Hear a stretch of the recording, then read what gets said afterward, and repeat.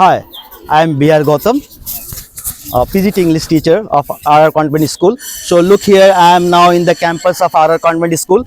So we can see that there are lots of students who are having chat in the bright sunny day. It is so it's looking very beautiful day. So let's move and ask some questions to with them, how they are feeling, how they are getting their education here, and what is the atmosphere of this campus. So look here, there are some students who are chatting themselves between themselves. Hello, Hello, sir. what's your name? My name is Arshi Yadav and I'm in class 12th biology from biology stream. So you are getting education from here. Yeah, I'm getting education for here. About 2 years I'm here. What's your opinion about this school?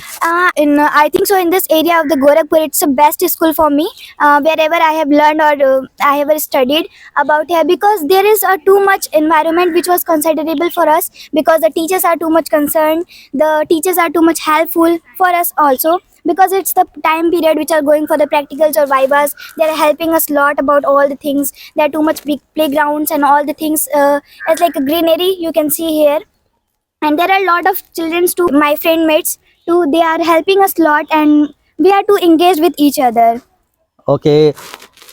What about the co-curricular activities of this school? So the co-curricular activities we have already seen, which was holding on about in the month of September or October or in December, because in the winters it should be good for our health or for our healthier issues, that we are always able to repair ourselves or recovery our muscles. So as the time before it, there is a sports event which was going to be held, and it was too much fantastic that everyone gives their best for them, and also teachers helps a lot about our coach and PDIs, and they are Okay. also good teachers. Okay. हाँ, RC, Yes, sir. I think you are studying in class 12th biology, am I right? तो एक सवाल मेरा और है तुमसे कि जिस अभी आपका प्रैक्टिकल टाइम चल रहा है, am I right? Yeah. तो ये प्रैक्टिकल के लिए आपने कैसे प्रिपेयर किया? जो टीचर्स हैं उनका कितना सपोर्ट रहा है, प्रिंसिपल का, स्कूल मैनेजमेंट का कितना सपोर्ट रहा है आपको? सो मैं बताना चाहूँगी, पहले तो मैं क्लास 12 बायोलॉजी स्ट्रीम से पढ़ती हूँ, आप जानते ही हैं, और इस टाइम हमें इतना ज़्यादा प्रेशर होता है हम सारी चीज़ों पे कि कैसे हम कोई चीज़ों को करेंगे, वाइवा कैसे देंगे, प्रैक्टिकल्स कैसे बनाएंगे, चीज़ों को कैसे आगे बढ़ाएंगे.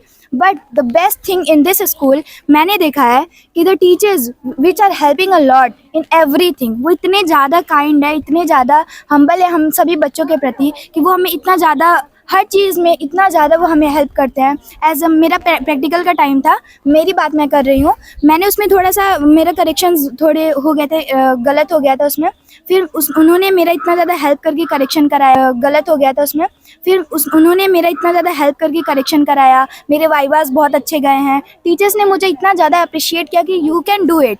तो मैंने ज़रूर किया. कहीं ना कहीं हम कह सकते हैं परिश्रम और आत्मविश्वास से ही हर सफल लक्ष्य को हम हासिल कर सकते हैं. तो यहाँ टीचर से मैंने एक बहुत बड़ी बात सीखी है कि अपने अंदर आत्मविश्वास रखो, हर चीज़ से तुम आगे बढ़ सकते हो. Very good. अच्छा, जैसे आपने देखा है कुछ दिन पहले हमारे यहाँ कुछ सोशल वेलफेयर प्रोग्राम्स हुए थे, जिसमें एक ब्लैंकेट डिस्ट्रीब्यूशन वगैरह हुआ था by the honourable director sir, management of the school. तो उसके बारे में आपका क्या ओपिनियन है? मैं इस रेफरेंस में अपने मुताबिक ये कहना चाहती हूँ कि मतलब कोई इतना अच्छा कैसे कर सकता है, मतलब इतना ज़्यादा अच्छा, मतलब इस विलेज में इतने सारे पुअर लोग हैं. ऐसे ये तो नॉर्मल है कि सिटीज़ में तो मतलब बड़े लोग होते हैं, rich peoples they are can lie there, but villages में देखा जाता है नॉर्मली वो ठंड में सिकुड़ते रहते हैं, ठंडी लग जाती है उन लोगों को, कई चीज़ों से उनकी डेथ भी हो जाती है. बट हमारे मैनेजमेंट के लोग इतने ज़्यादा अच्छे हैं जो हमारे साथ साथ गाँव के लोगों का भी ख्याल रखते हैं. ये बहुत ही बड़ी बात होती है, और ये सच में बहुत बड़ी बात है अपने ही में, कि ये बहुत बड़ी उपलब्धि भी है हमारे स्कूल के लिए, कि उनके द्वारा दिया गया आशीर्वाद ही जो है हमारे स्कूल को आज इतना आगे बढ़ा रहा है. और मैं ये भी कहना चाहूँगी कि सिर्फ विंटर में ही नहीं, हमें स्वेटर ही नहीं प्रोवाइड किया जाता है, हमें समर्स में भी बहुत सारी ऐसी चीज़ें प्रोवाइड की जाती है जिससे हमें बहुत हेल्पफुल होता है. As like a summer cooler, जो वाटर जो आता है हमारे स्कूल में वो काफ़ी अच्छा होता है एंड काफ़ी चिल्ड होता है. वो टीचर्स, हमारे लिए स्टूडेंट्स, स्टाफ सभी के लिए वाटर आते हैं जो बहुत ही ज़्यादा अच्छा होता है. विंटर्स में हमें स्वेटर्स दिए जाते हैं, हमें करिकुलर एक्टिविटीज़ कराई जाती है, हमें बहुत सारी ऐसी चीज़ें कराई जाती हैं, फिजिकल ट्रेनिंग कराए जाते हैं, जिससे हम स्ट्रेंथ बनी रहे, हमारा एंड्योरेंस बना रहे और हम आगे बढ़ते रहें. और पढ़ाई के साथ साथ ये सारी चीज़ें यहाँ के लाजवाब हैं.